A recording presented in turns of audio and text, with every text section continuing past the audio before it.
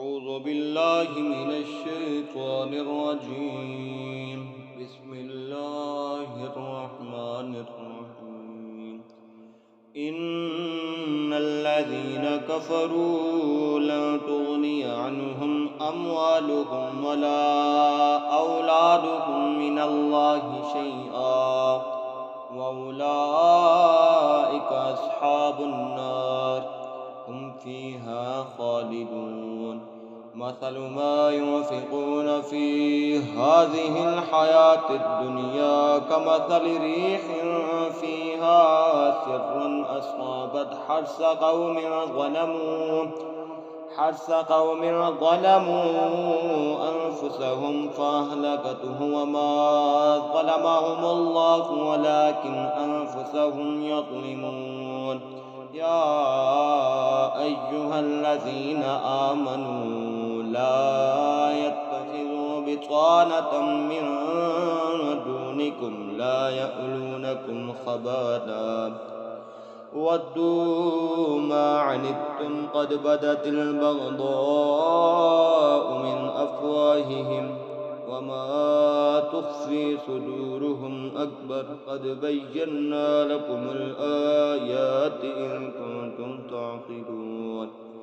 ها أنتم أولئك تحبونهم ولا يحبونكم وتؤمنون بالكتاب كله وإذا لقوكم قالوا آمنا وإذا خلوا عدوا عليكم الأنامل من الغيظ قل موتوا بغيظكم إن الله عليم بذات الصدور.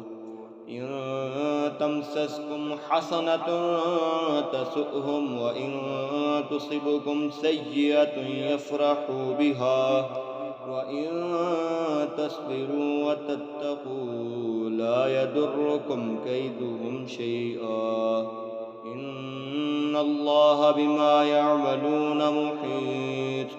وإذ غدوت من أهلك تبوئ المؤمنين مقاعد للقتال والله سميع عليم.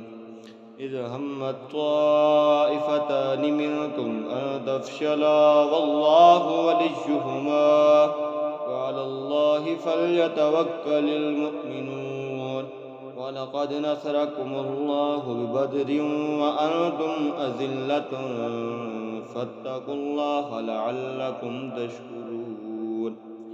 إذ تقول للمؤمنين ألن يكفيكم أن يمدكم ربكم ب3,000 من الملائكة منزلين بلى إن تصبروا وتتقوا ويأتوكم من فورهم هذا يمددكم ربكم ب5,000 من الملائكة مسومين. وما جعله الله إلا بشرى لكم ولتطمئن قلوبكم به وما النصر إلا من عند الله العزيز الحكيم. ليقطع طرفا من الذين كفروا أو يكبتهم فينقلبوا خائبين. ليس لك من الأمر شيء أو يتوب عليهم أو يعذبهم فإنهم ظالمون. ولله ما في السماوات وما في الأرض يغفر لمن يشاء ويعذب من يشاء والله غفور رحيم. يا أيها الذين آمنوا لا تأكلوا الربا أضعافا مضاعفة واتقوا الله لعلكم تفلحون. واتقوا النار التي أعدت للكافرين.